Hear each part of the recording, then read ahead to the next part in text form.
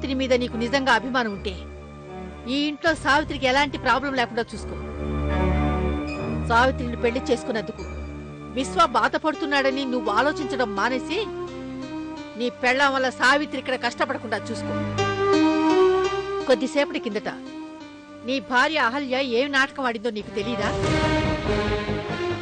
సావిత్రిని గౌరవించడం నేర్చుకోమని నీ భార్యకి చెప్పు.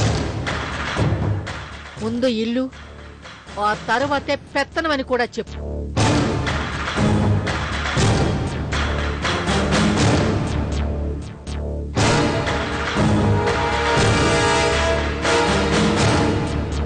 ఇప్పుడు నీకెలా అనిపిస్తోంది? ఎలా అనిపించడం ఏంటి?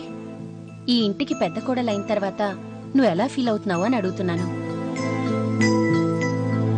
చాలా ఆనందంగా ఉంది కదూ? చెప్పు సావిత్రి. ఇలా ఎందుకు జరిగిందక్కా?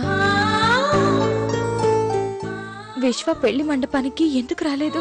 ఇంకెప్పుడు విశ్వ గురించి మాట్లాడదు సావిత్రి. విశ్వ ఏం చేశాడో నీకు తెలీదు. ఏం చేశాడో? విశ్వ ఎందుకు రాలేదో, ఎక్కడికి వెళ్లాడో అని వెతకమని బావగారు మనుషుల్ని పంపిస్తే విశ్వ వాళ్లల్లో ఒకరిని చంపేసి ఎక్కడికో పారిపోయాడట.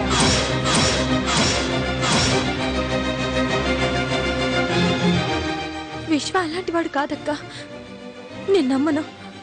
నువ్వు నమ్మకపోవచ్చు, కానీ చూసిన వాళ్ళు ఎందుకు అబద్ధం చెప్తారు చెప్పు? నీ దృష్టిలో ఈ నాన్న చాలా పెద్ద తప్పు చేశాడనుకుంటున్నావు కదా? నేననుకునేదేముంది? నేనేమనుకుంటాననేది మీకు ముఖ్యం కాదు. అందుకే మీరు అనుకునేది మీరు చేశారు. నీ లైఫ్ నీ ఇష్టం. నీ పర్సనల్ లైఫ్లో తలదూర్చడానికి అడగడానికి నేనెవరు? చూడమృత, నువ్వు ఈ నాన్నని అర్థం చేసుకుంటే. చాలా అర్థం చేసుకున్నాను. అమ్మ ఉన్నప్పుడు ప్రతి విషయం నాకు చెప్పేది, ఏం చేయాలని నన్ను అడిగేది. అమ్మ నన్ను ఎంతో ప్రేమగా చూసుకునేది. నన్ను అడగడానికి, నాకు చెప్పడానికి నువ్వు అమ్మ కాదుగా.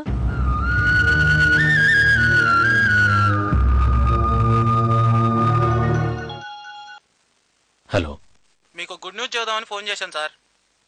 ఏంటి సార్? పార్టీ కార్యకర్తల దగ్గర నుండి అధిష్టానం వరకు సీతాపురం నియోజకవర్గం టికెట్ మీకే ఇవ్వాలని ఏకగ్రీవంగా తీర్మానించారు సార్. ఈ శుభవార్త చెబుదామని ఫోన్ చేశాం sir. Thank you sir, thank you very much. రేపు పార్టీ ఆఫీస్కి వచ్చి కలుస్తాను. రాజశేఖర్, చాలా ఉత్సాహంగా కనిపిస్తున్నావు. ఏదైనా శుభవార్త? అవునత్తయ్య, ఇప్పుడే ఫోన్ వచ్చింది. ఎమ్మెల్యే టికెట్ మళ్ళీ నాకే ఇచ్చారు.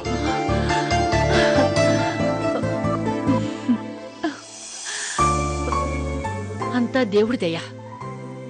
సీతాపురం నియోజకవర్గంలో నువ్వు తప్ప ఎవరు పోటీ చేసినా గెలవరని పార్టీ అధిష్టానానికి తెలుసు. అందుకే సీటు నీకిచ్చారు. ఏదో లెక్క తేడా జరిగిందని నువ్వు అన్నావు, గుర్తుందా? డెఫినెట్ గా తేడా జరిగింది.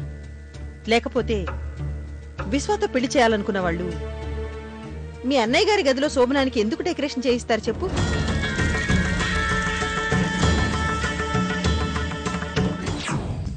ఈ పూలెందుకు? అలంకరించడానికమ్మా. ఎక్కడ అలంకరించమన్నారు? పెద్దయ్య గారి గదిని. సుమిత్ర కడుపున మగబిడ్డ పుడతాడని నువ్వు చాలా సంబరపడిపోతున్నావు. కానీ ఒక్క విషయం గుర్తుపెట్టుకో, సావిత్రి కడుపున బావగారి బిడ్డ పెరిగితే నీ బిడ్డకు ఈ ఇంటికి వారసుడయ్యే అదృష్టం ఉండదు.